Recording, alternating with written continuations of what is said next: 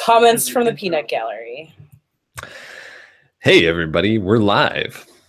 It's episode 116 of WP Roundtable. I'm Kyle, here from Jackson, Michigan, and I have a very special guest with us today, Miss Angie Bergman. How are you doing, Angie?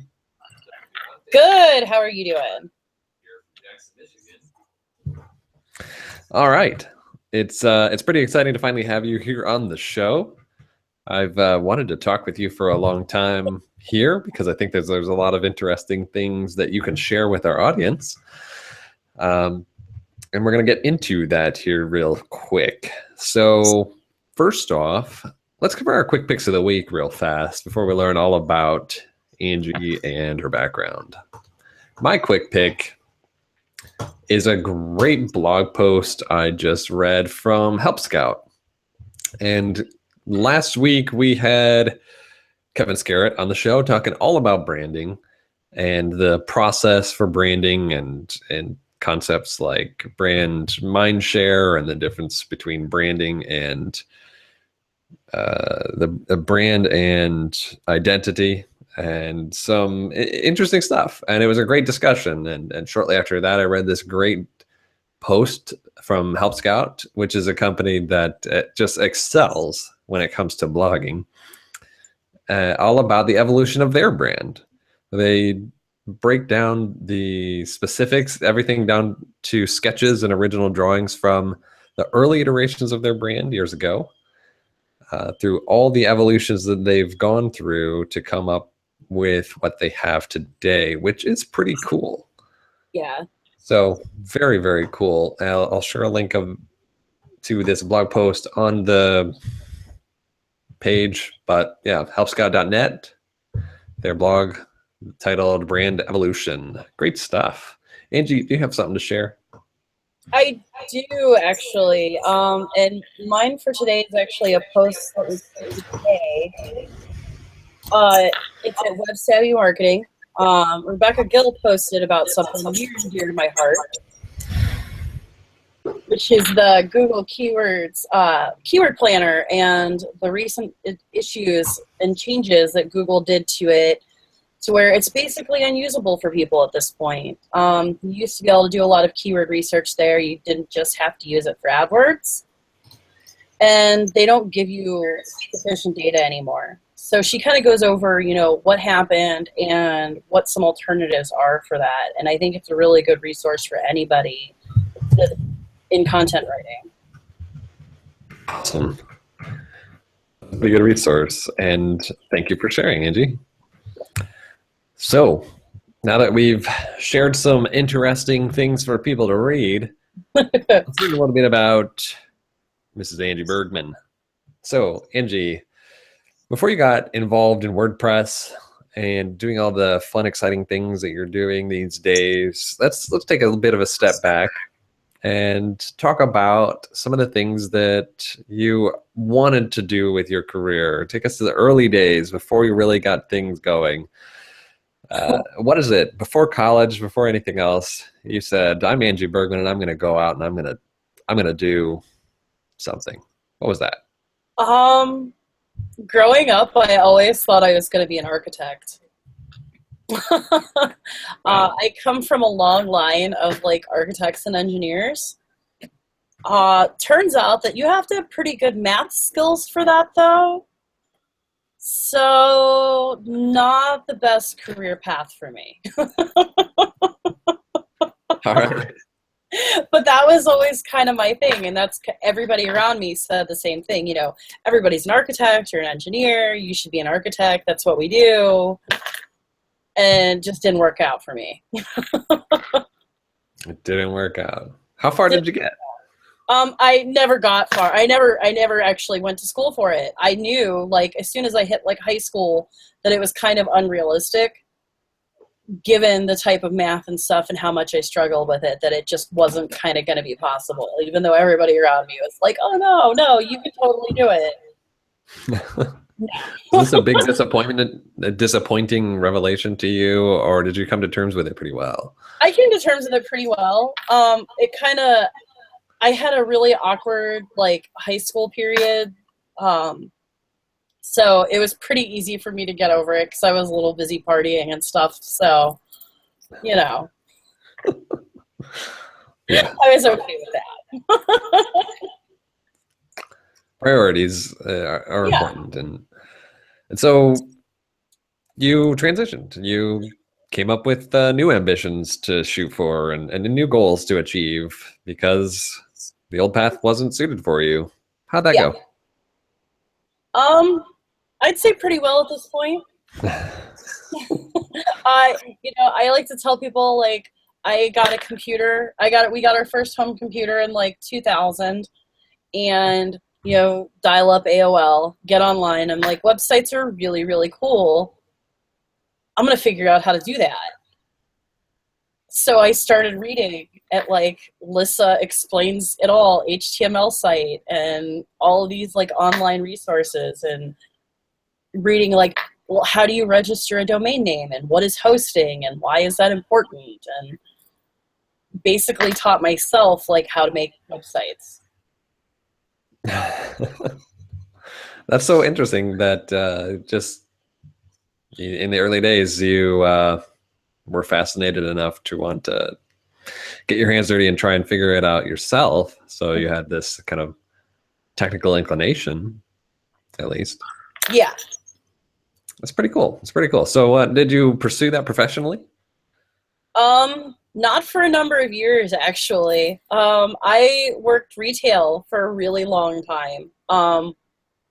Probably till about 2006.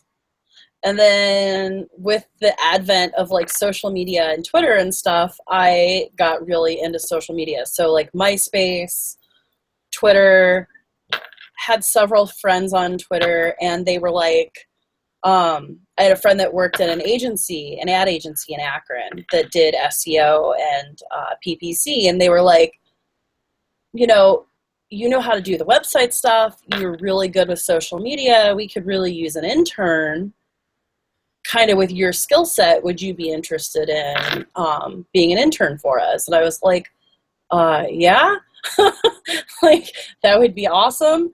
Went in, got the job, ended up getting hired in as their full-time social media specialist. And they basically taught me like SEO and PPC at the time. So really like I got my first proper job through an internship on Twitter. Wow, that's crazy. Yeah. And he found me because we had a lot of shared music interests at the time. Like, who would have ever thought, right? That's pretty funny. Shared music interests. So you got a job at an agency. You started learning about PPC stuff, search-related things, I assume for the first time? Yeah. Yeah, I knew, about social media and like kind of how it was starting to evolve, but I didn't know, and I knew that SEO existed, and I knew that PPC existed, but I didn't know anything about it. Sure. So, they got me Google certified, and they taught me kind of like the ground level stuff, link building, keyword research, all of that stuff they taught me. Fascinating. And you enjoyed it? Yeah. Oh yeah, and like I was their kind of, they didn't do any web development in-house, but if they needed help with anything, I was kind of their go-to person for that. So 06 was when you said you started to kind of pursue this sort of thing professionally. That's 10 years ago now. Yeah. Things are different a little bit. Yeah. Back in 2006, that's pretty close to when I started to kind of learn the industry, and I think things are completely different. Completely different, especially when you look at something like search. Yeah, it's completely different. You can't game the system any longer. There's no like keyword stuffing. Not that that was a thing that we did, but it was something we were regularly going up against. Mm-hmm. Is people that were keyword stuffing, those kinds of things were common. Spam linking was even worse than it is now, if that's even possible. It was pretty bad, honestly. Oh man, those were the days. There was a big part of my first job in this industry and doing all that kind of stuff, trying to figure out ways to use keyword tags and get us listed in more directories. Mm-hmm. All kinds of little tricks to one up the few other sites in our industry that were ranking higher. And it was much simpler than it is now, I think. Yeah. And a lot more cut and dry. It was a lot more cut and dried, and it was a lot easier to kind of keep up. Yeah. Yeah. But today, I've been a little bit out of the search game. I talk to people like Rebecca Gill and yourself, and kind of keep up on it. It's something that my business partner does a lot for some of our clients. But whenever the topic of search comes up, I'm just like, I don't even know anymore. Yeah. Oh yeah, if you don't pay constant attention, you get behind very quickly. Yeah. Very, very quickly. So bring us up to speed with today. This is, are you still with the same exact company? No. I was victim to the recession. Lowest man totem pole, got laid off. I've been at 2 or 3 other agencies since then, and I'm currently with an agency in Kent, Ohio that's a fully integrated digital agency. That means that they do everything. So they do not only digital, but they also do print, advertising, video, commercials, jingles, the whole 9. Wow. I've always wanted to write a jingle for a client. No, you don't. You really don't want to, because then you can't get it out of your brain and everybody sings it and it's bad. Maybe I'll just scratch that one off my bucket list. Yeah, I would scratch that one off. Cool. So you're still doing search related things primarily. Anything else, or just focus? Is that really your specialty? You're the go-to search person on the team? I am the go-to search person there. So I'm the digital marketing specialist. If it's digital and we do it, I'm your person. So that's the SEO, PPC, social media ad buying, all of it. Are you both in the client-facing and production side, or more one or the other? Do you consult with clients and onboard them, or just get the work done? I'm more on the production side, thanks to workload currently. So if I'm not overwhelmed with work, I'll go to client meetings so that I kind of take out the middleman. Sure. Mostly I'm in production though. Gotcha. Great. Is that what you prefer? I kind of prefer actually more 50-50, because I feel like I get a better feel for what the client needs when I hear it directly from them, and I can ask the right questions that I need the answers to.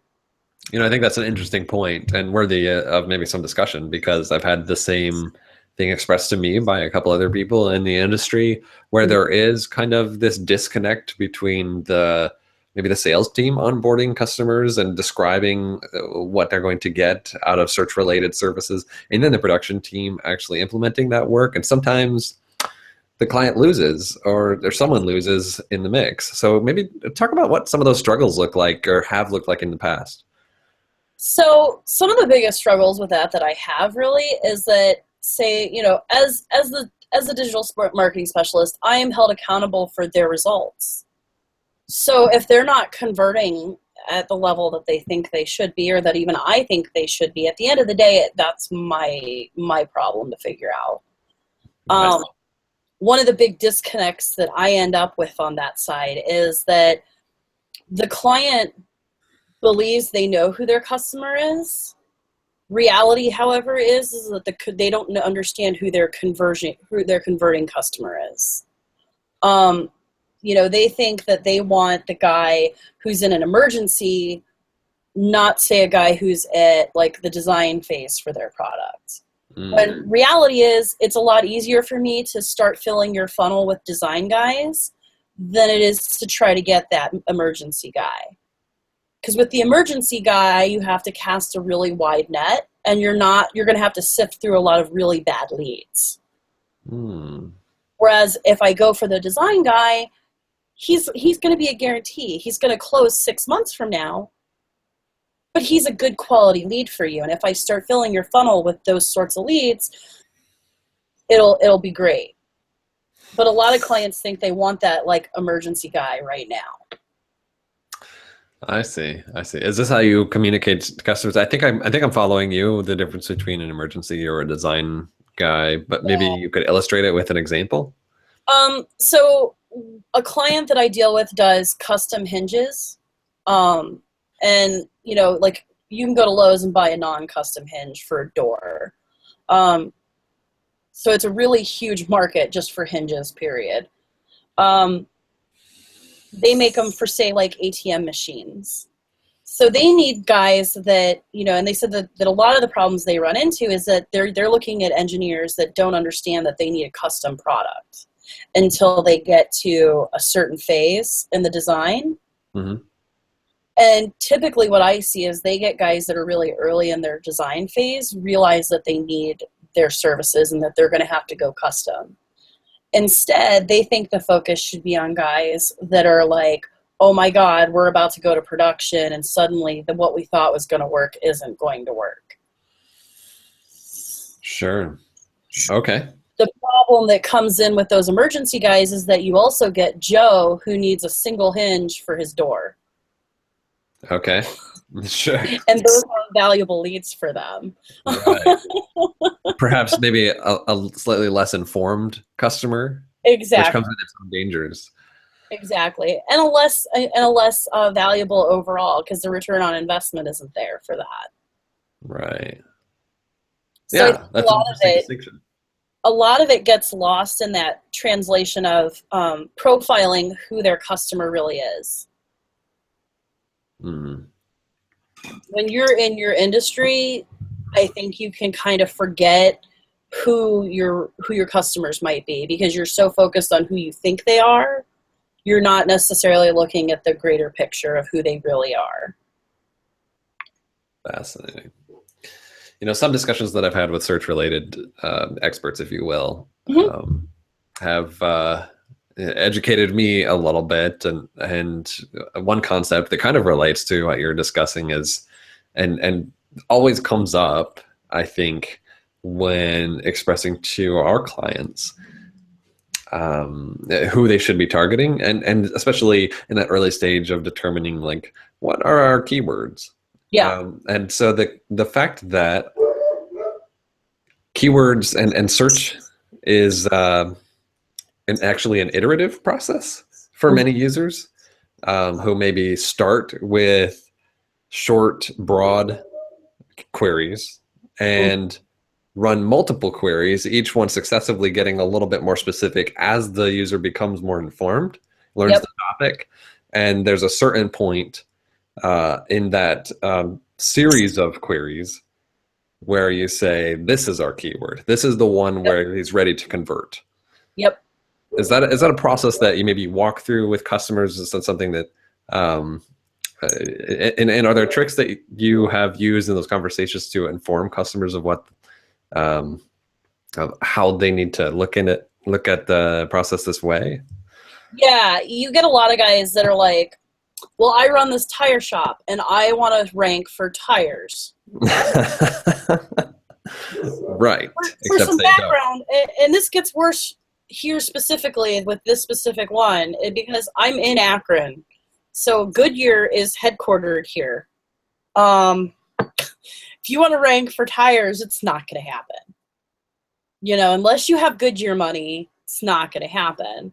So we do have to go through that entire conversation and explain to them, that's great, but it's not going to work.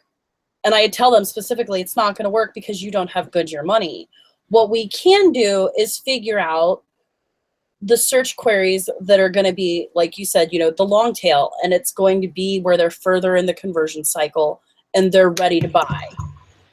If you're just searching for tires, you're not ready to buy yet. If you're looking for tires for 2012, Hyundai Elantra limited edition, Right. Their tires, you're ready to buy. Right. Used or new. Exactly. Used or new, looking up the specific size tire that you need. All weather, are they, winter or whatever. They're further down the cycle. And that's what you need to focus on, because those are the realistic keywords that you can actually target and get. Absolutely. Absolutely. And when you have that conversation with them, I think the majority of the time they end up getting it, but it's definitely one where you kind of have to walk them through it. Sure. So do you get to work with WordPress much? I do. So every website we do is in WordPress. So we don't do anything that isn't in WordPress. And I am kind of the backup developer. So like when our in-house developer's really busy, some of that comes over to me. That's pretty cool. That's pretty cool. So yeah, it's nice. And it's nice to be in a place that we don't touch anything else. We don't do Joomla, we don't do Drupal, we don't do anything else. It's all WordPress. What does your web development process look like? We use Divi as our framework, and we do hosting through WP Engine. We have all of our staging environments through them. Use Divi. We have a specific list of some plugins that we use with every site, like Yoast. We use Monster Insights for analytics.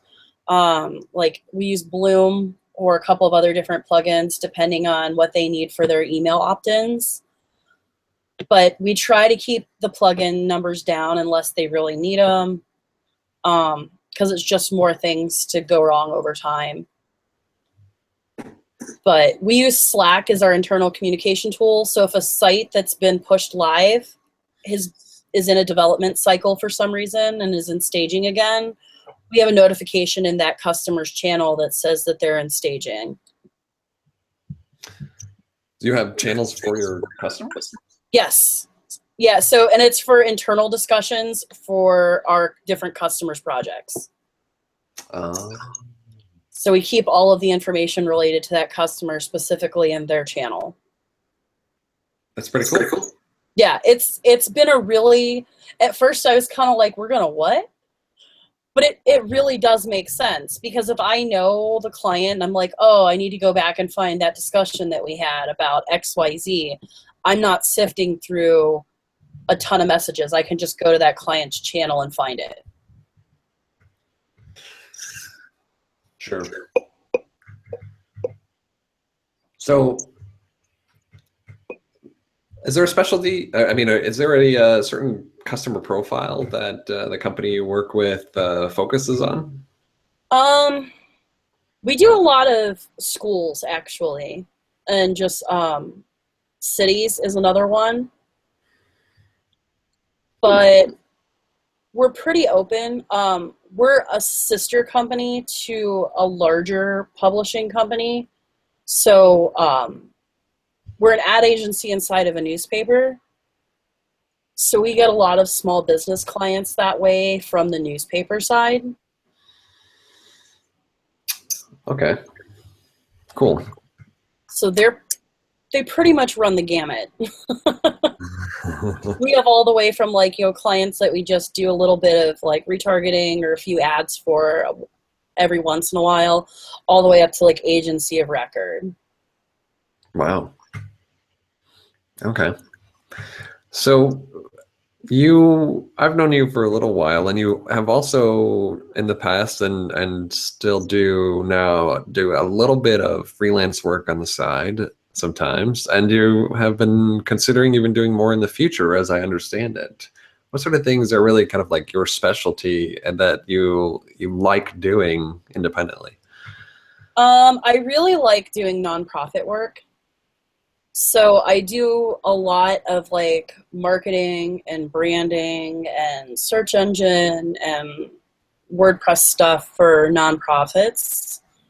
And I like to do a lot for small local businesses too. Since I'm self-taught, I'm pretty good at explaining things to people at like a really basic level so that they understand what I'm doing for them.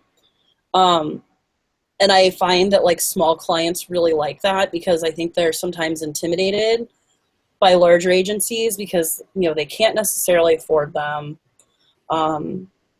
They're not necessarily treated as well at some of them. And I really like helping like the local area because I'm really passionate about Northeast Ohio as a whole. So anything I can kind of do to help prop up businesses in the area is like a big win for me. Yeah, I've always admired that and thought that your passion for your local community was inspiring and contagious. It's not a community that I have anything to do with other than attending your events Yeah. a couple times a year. And I very much have had great experiences there, learning about a very interesting part of the state and have a newfound appreciation for the area, largely because of you. Oh, well, that's good. I try to share the love for my area with people. I think you do a great job. It's just not everywhere I go do I have someone so welcoming and so passionate, like so eager to show everyone around and say, oh, Yeah. you've got to go here, you've got to go there. This is what's special. This is why this area is unique, and this is the things you need to appreciate about who we're talking to and where we're visiting. And it's really special. Yeah, it's super important to me. It comes across. So, like, we're talking about the fact that you organize events. You've been a meetup organizer for quite some time, and you've been a co-organizer and lead organizer of WordCamps in your area for some time. Most recently, WordCamp Northeast Ohio this past end of May or June, or was it? Yeah, it was June. It was June. That's right. June. And it was a great experience all around. Everybody had just such a very nice time, and I think you did a fantastic job. I was super excited. Yeah, I had a lot of really good feedback, and I was, of course, understandably freaked out at first, making sure that everything was going to go well for a first-time camp in the area that I was like running. But all the feedback that I got was really, really positive. So I'm super, super excited that everybody had such a good time. Yeah. And we're actually, let me pull up the dates. I want to say WordCamp Kent is already signed. So we're going to be in the same place this year in Kent, back at the hotel. And I want to say it's going to be, I want to say it's like the 20th. Hold on a second here. I have to like forward my calendar up to June of 2017. It was a really good thing that we planned it when we did. Okay, I believe it's the 24th and the 25th of June in 2017 for WordCamp Kent. Wow. Okay. So the weekend following WordCamp Europe. Yeah, we hopped on it kind of like you guys did for Ann Arbor, and like immediately turned around and rebooked our venue. Good, because we originally wanted to go again with like the first or second weekend in June, and the venue was already booked. Oh, it's crazy. Yeah. And knowing that, having worked with some of the other WordCamps and seeing the struggle for venues that people go through, that's why we were pretty much on it, because we knew, like, we didn't want to have a venue struggle. Everybody, that's one of the biggest things that people remarked on for us was how awesome our venue was. Oh, it was really great. And I've been to so many camps where, you know, the event goes on fine, but when the venue is not arranged in a way that's conducive for this kind of event, Mm-hmm. It's just a very limiting factor, and yours was just completely fine when everything was in such close proximity. We never have people wandering around looking for anything. You don't feel spread out. Everybody feels like we're all together. It was really great. I really thought it was a perfect fit, and the neighborhood is awesome. I loved the local restaurants and getting to walk around and explore the quaint little town. Yeah, that was one of the things that I was the most excited about. We took the cue from Ann Arbor with, I love when I come up there for WordCamp Ann Arbor. Like, I loved the whole, like, going out and getting to go into Ann Arbor and have lunch and kind of see what the area is about. So that's why we were like, when we first started planning, I was like, I'm totally doing Ann Arbor's thing in Kent. There's so much stuff, and I want people to see it. And the only way we can do that is if we send people out for lunch. Right. It's true. It's true. That's always something that's sad is going to an event in a new city and then leaving and realizing you didn't really see it. You didn't see anything. Exactly. Yeah, and that's one of the things that we, like, Bill and I always take advantage of when we go to Ann Arbor. We always go downtown and hang out and, like, walk around and stuff before we leave because it's gorgeous. And it's a fun place. You guys are going to have a really good time this year. I know. I'm so excited. Yeah. We always look forward to Ann Arbor. You guys are totally on my list of, like, when people are like, what WordCamp should I go to next? I'm like, Ann Arbor. Oh, that's flattering and very exciting. And really, we are raising the bar this year quite a bit. Uh-oh. Am I going to have to, like, bring a notebook? We'll see. I don't know. Who knows if all this stuff is going to work. I think Rich and I are going to have to take notes then. Yeah. We're definitely experimenting in some areas. Ooh. But we're very blessed. We have a great team and just a great local community that's very engaged and just some excellent volunteers and those of us who are doing it, we just love doing it. Yeah.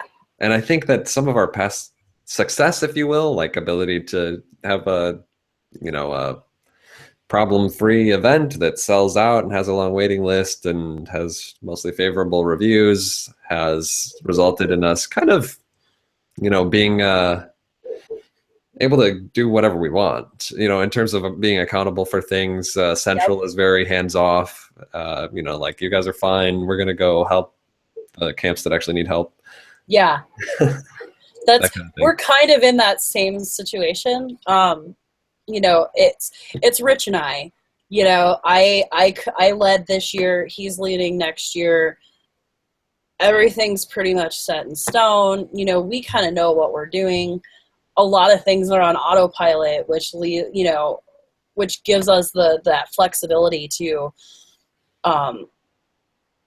really be kind of hands off. And we're trying to get more of our local people more involved on, like, the organizing level so that we follow the rules, have somebody else take over in a couple of years, and just have a really smooth transition.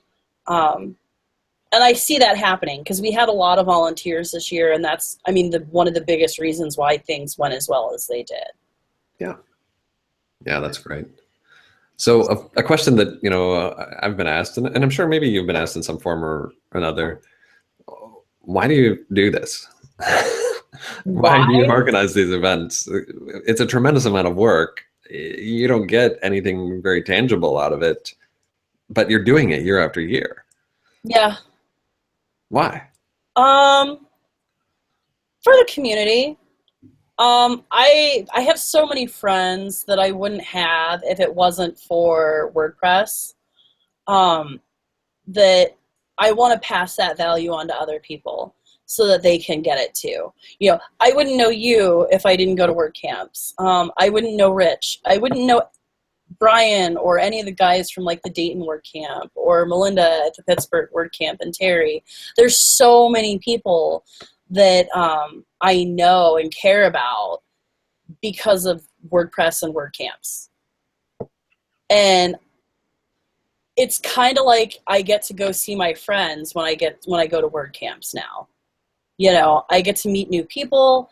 I get to share that passion with people, and I get to hang out with a bunch of my friends. And it doesn't get any better than that. That's pretty cool. I mean, I feel very similarly, but I'm sure someone could say, well, you know, you could get that similar social experience in all kinds of forms. You could go to Comic-Con for conventions or all kinds of things, sporting events and anything else that you would encounter people with some level of common interests. And you could go all over the place and have a similar experience. Why work so hard to put together an event that is of high quality, that you're very proud of at the end of the day?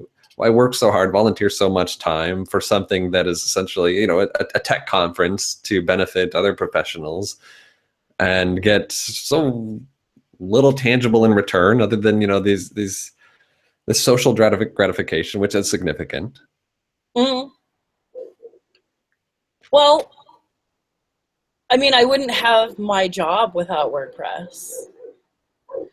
And I think the way people are so willing to donate to the community is why a lot of us have a job. And the only way we keep that momentum is by those of us that, you know, want to help actually doing it. You know, not talking about it, not thinking about it, just hop in and do it. You know, it's really rewarding. You know, when I see somebody like come up to me after I give a talk or a presentation and they're like, thank you so much, I learned a lot. That means a lot to me. You know, just being able to know that I'm sharing that knowledge with somebody. Right. For doing an entire event, knowing that, you know, I've impacted people's lives professionally, personally, because I put together an event and I got a bunch of people that had a shared common interest together, and I gave them a cool place to hang out for a couple of days. Like, that alone is really rewarding to me. And I think too that like my willingness to donate my time to the community in my local area isn't necessarily tangible, but I mean, professionally it does help. You know, when I'm talking with clients, I'm like, oh, I run a WordCamp. They're like, what's that? And I explain it to them, and they're like, wow, that's really awesome that you do that. When I'm interviewing for jobs, they're like, oh, wow, that's really impressive that you put together this entire event for something that you're professionally so involved in. So there's definitely some tangible benefits to it too, even if it's not necessarily direct. People see that, you know, you're willing to donate your time and help a community of any sort, and it looks favorable for you. So why not pick something that, you know, you're really interested in on a personal level, or that helps you professionally day in and day out? I love it. I love it. That's really the good answer that I was looking for. So do you think you could foresee a day where maybe things change, maybe for the worse, and you stop organizing these events? I mean, knowing that this is a lot of work, and there's some challenging parts that go into putting together a meetup, and especially a WordCamp. Sometimes you get negative feedback out of the blue, and it just ruins your day. You know, sometimes there's a lot of red tape to go through to put these events together. Sometimes there's a lot of stress raising sponsors and sponsorship money, and you have speakers backing out at the last minute, and volunteers backing out at the last minute, and all kinds of things going wrong. And do you think that there could come a day where it's just too much and it's not worth it? I don't think so necessarily. Like, I'm not going to like hog it and keep being like the main person to do things. I really am big on trying to get fresh people in and get them, you know, interested and get them active, because it is a lot of work and I can't be the one that always does it. You know, our meetup is kind of split between like me and Brian Lehman and Rich Robenkoff. We're trying to get a couple more new people into it. I'm really big on trying to get all of them to give presentations at meetups. We've kind of found a couple of people that we really want to try to mentor into taking over the WordCamp. But I don't see a point where it would be too much. I think I'll kind of always be there for any guidance that's needed. But I definitely feel like it's not a matter of I have to step back. It's a matter of we need constant fresh eyes and a fresh take. And the only way to do that is to give the reins over to other people to run it. When you finish an event, are you jazzed for the next year, or I need to take a break?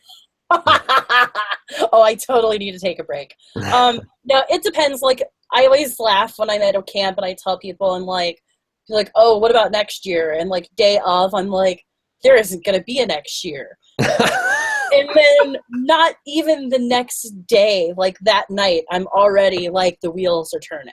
Yeah. Like, we need to do this better. We need to do that better. We need to call this, like the little things. But I really am pretty relaxed, so I'm not super like upset over the small details. You put on an event any size, you're going to have things go wrong. It's inevitable. It is what it is. The big thing is learning from it, and then, making adjustments as needed. Right on. Switching gears just a little bit. What kind of direction do you think you're hoping to take career-wise in the next few years? Are you hoping to do more of what you're already doing, or more of maybe something else you're not doing enough of yet? Long-term goal would be to hopefully, once we have kids, go freelance and be doing a lot of what I'm currently doing, except just on my own instead of in an agency. You'd prefer to be doing it on your own then? I think so. I think I need somebody to crack the whip, do like some of the businessy type stuff for me. But I at the end of the day, I think I would be happier doing it myself. Sure. Yeah, in these days, there's a lot of ways that one can arrange their work life. I think that it's very fortunate that we have so many options today. Everything from having partners to just good vendors who provide every service that you can think of. Whatever your weakness is in your business, you can have someone do for you. Whether they have a stake in your company or you just pay them. And there's just a lot of great options for us to try and do something on our own and focus on whatever our strengths are. And there is certainly that danger of trying to do too much ourselves. And a lot of freelancers get burned out after a while, finding themselves doing very little of what they love and a whole lot of what they hate. So it's risky. And we all know that the grass is greener on the other side at times, but you've been doing this long enough to probably know where your skills are best applied, I would think. Yeah, I definitely think that I would probably end up not necessarily in like a 100% partnership where like we do all of our work together, but I definitely feel like I would network with people to be like, I will help with like your SEO and your PPC and your Facebook stuff and, some of your front end WordPress stuff, and then find somebody else that'll do like more in-depth development if we need it, and logo work, stuff like that. So finding people that I can work with and share strengths with is a big thing. Sure. That's cool. So that's kind of on your roadmap, hopeful that you can pull it off, and Berg.Press is the full-time venture? Yeah. Hopefully. That's pretty cool. So in the meantime, you're going to keep doing what you're doing, keep organizing events, keep being the go-to search professional for your employer. Yep. Building that skill set. And so this is something that you are thinking about a lot and weighing your options. I know a lot of people maybe in similar situations where Mm-hmm. I've got something, but I have this feeling that maybe this isn't what I'm meant to do, Mm-hmm. or maybe a crossroads is ahead, and I need to make a choice about which direction to take. Um, talk if as much as you can a little bit about the thought process that you're going through, the back and forth that you're thinking, the discussions you have with your husband, and just how you think you're going to come to terms with the right choice for you. Ideally, our thought pattern is that if we can find enough repeat clients, freelance wise, that they offset basically my current like monthly salary, or close to it. I think we're like at like 3/4 of my current salary. Then I should make the leap to completely freelance full time. He's the math guy, so he's the one that's kind of like sat down and figured out like where that's at for us. And he's also the one that like he would have to take on some of like the businessy side of things, so like accounting work and stuff like that for me, because I am not doing it. that is nowhere even remotely close to my wheelhouse. But that's really the biggest thing. Fear-wise, of course, there's the whole, like I have to get healthcare, and where am I going to get work from? Like I have to continually build work. So what's my plan for that? And that's kind of where I'm like, I have ideas, I know some places, but it's getting that kind of concrete build out and having a plan. Sure. Well, I definitely think that having that threshold, like an official threshold, that if I can get this much freelance revenue, then that's our goal. Mm-hmm. And it's very black and white, is extremely prudent. Yeah. It's work on a gut feeling, like maybe no, I'm still too nervous about it, or maybe I feel like I can make it work, but when it's business, looking at the numbers is really the only way to go. Yeah. So looking at it in a great way. We're getting down to close to our hour here, so just a few more kind of like final questions. What do you think is on your calendar for maybe the next year or so? Where might people bump into you in person? Definitely WordCamp Ann Arbor. I'm not sure on WordCamp US yet. It depends on a few things for me, on if I'll be able to make US again this year. Always when the Ohio WordCamp start up, I'm almost always at the Ohio WordCamp. So starting in like March at WordCamp Dayton. And then kind of going through the circle again. So like I'm in Akron. If there's a WordCamp that's within about a 6-hour drive from me, I'll typically try to go. That's a few. There's a few that are not that far. No, there's definitely a few. I just got back from WordCamp Pittsburgh on Saturday. Great. That was fantastic. They did a wonderful job. It was a first-time camp. Venue was great. The whole team there was wonderful. Speakers were great. It was so much fun. Glad to hear that. Yeah, so, hang out. I try to go. I know Buffalo is doing WordCamps again. I've done Buffalo before. So it's just kind of like keep my eye on the WordCamp schedule and kind of look and find ones to apply to as they come up. Sure. Did you do a presentation this past weekend? I did. Don't be a search engine optimist. Oh. Great. which is I do like kind of an SEO 101. So I feel like a lot of times a lot of camps have like intermediate or advanced SEO, but a lot of places don't cover like what is a keyword? What does that even mean? Sure.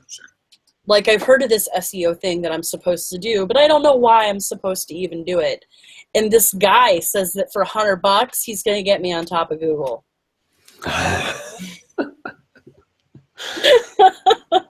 And why that's bad. Yeah. So let's see. Few more questions. What are your top 3 plugins that you can't live without? Yoast SEO. Man, there's so many. Like, you know who you're asking to pick like my favorite plugins, right? Yep. Oh, hold on, I'm logging in somewhere to see. Let's see which ones I'm gonna pick. This is your permanent answer and you can never change it. I can never change it. Yeah, Yoast SEO. I like Monster Insights for client sites. And then those are like my 2 I have to have. Like I cannot live without them. And then probably Gravity Forms. Yeah, easy. Can't go wrong. Can't go wrong. I have to have my Gravity Forms. It just is. Gotta have it. Awesome. So, who are a few people that you recommend I invite on the show in the future?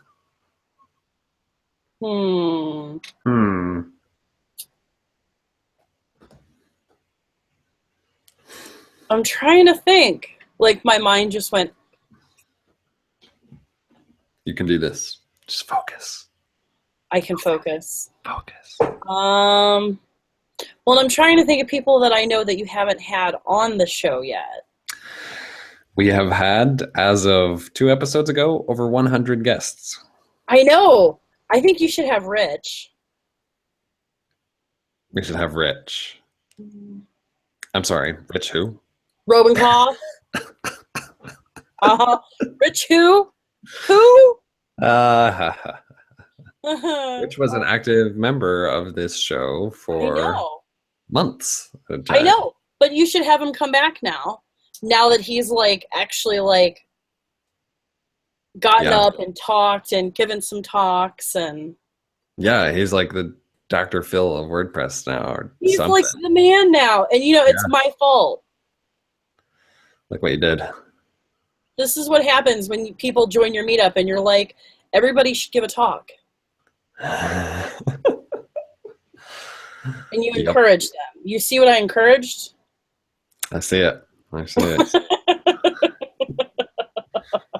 Well, it's a good suggestion. I'll get Rich on the show. I'll talk to his agent. Let me see here. I think you should have Melinda. Oh, good. So Melinda Helt from WordCamp Pittsburgh. Yeah. I think you're the second person to say that. I think you need to get her. All right. And I'll help you. We'll bully her into it, right? Thanks, Angie. No, I think she would do it. Okay. I don't know. Now I'm like trying to go through the list. I'm like, who hasn't been on the show? You're the last person. I know. Like, well, you have Corey. Yeah. Let's see here. He's coming up. Who can I pick on? Brian Lehman. Oh, sure. I'd love to talk to Brian for a while. You should get Brian on. I think Brian would be fantastic. Absolutely. Good choice. Those are some good recommendations. A way to stick up for your local Ohio friends. I have to. I haven't had enough guests on this show from Ohio. No. Actually, that's kind of being sarcastic. I think I've had a lot from Ohio. But that's okay. There's a great WordPress community in Ohio. It is, Ohio has, I think, the second most WordCamps of any state in the country. Yes, actually, I believe we might be tied for the top right now. Maybe for active ones. Yeah. Yes. I think for active, we're tied for the top Cincinnati. Yeah. And I think Florida has had 5, but I don't think all 5 are currently active. Yeah, I don't think so. I think we are tied for number 1 with, I think Texas has as many active as us. That is a good point. I'm curious. Now I'm going to have to go look and figure that out. Because I don't think any state has 5 active. So we have 4 active with a potential 5th. Yeah. California has 4. Florida has Tampa, Miami, Orlando, and Jacksonville. Miami. Okay. Right. Yeah. Yeah. Yeah, we have potential for 5th active. So that would put us at the very top.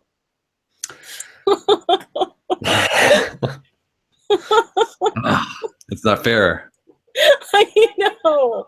Michigan, we're working on our 2nd. That's awesome, though. We're going to have WordCamp Jackson in the spring. Yep. And if only I could somehow get the folks in Detroit and Grand Rapids to get their act together, we'll be back where we should be. You guys can get there. We can. That's what I keep telling them. I don't know. I'm hoping to inspire them by doing this small town WordCamp here in Jackson. Say it doesn't have to be that big. No, it really doesn't. I mean, you get 50, 75 people together. It doesn't have to be huge. Absolutely. Absolutely. That's what Andrea Middleton has told me, that ideally the WordCamp is the annual celebration of a local community. Mm-hmm. So if you have a vibrant, active community that regularly does things together, then they should have a WordCamp annually. Yeah. Oh yeah, they totally should. I mean, if you have if you have an active local meetup, you should have a WordCamp. It does not have to be a big to-do. You could just have one track. It doesn't have to be a big thing. Right. But it's important for the community because you'll get more people for your meetup by having the event. Absolutely. Absolutely. And every event that I go to, I'm always shocked.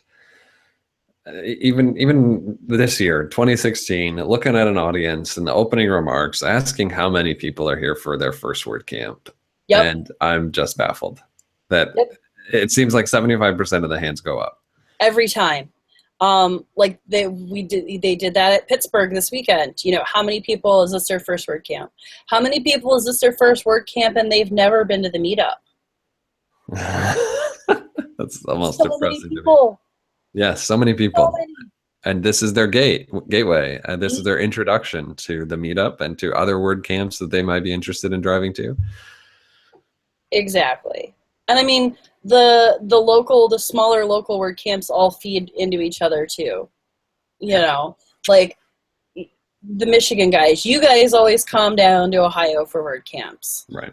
You know, the Southern Ohio guys always come up from like Dayton area and stuff for my WordCamp. You know, a lot of us try to support, even state regionally, the WordCamps that are kind of around us, that are within driving distance. Yeah.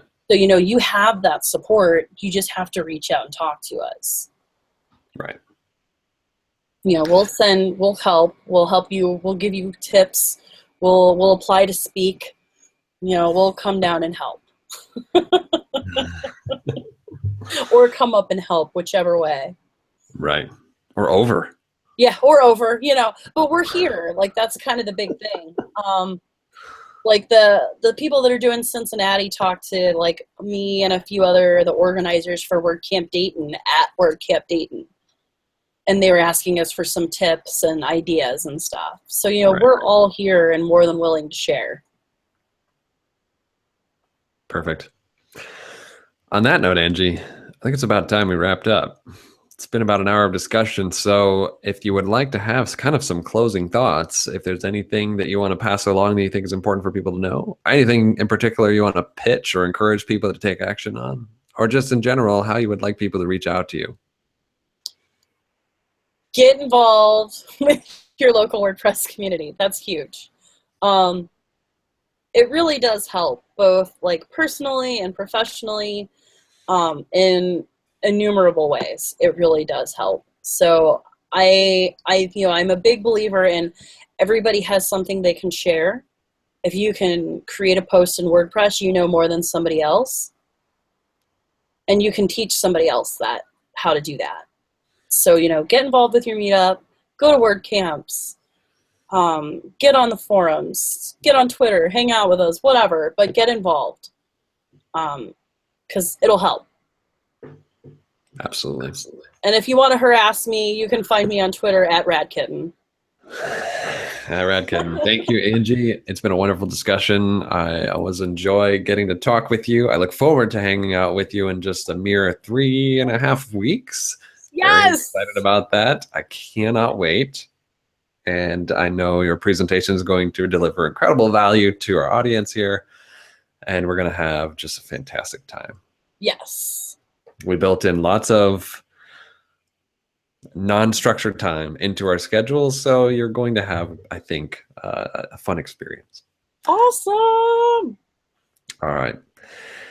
It's been fun. That's episode 116. Thanks, everybody, for watching, and have a good night, Angie. Night.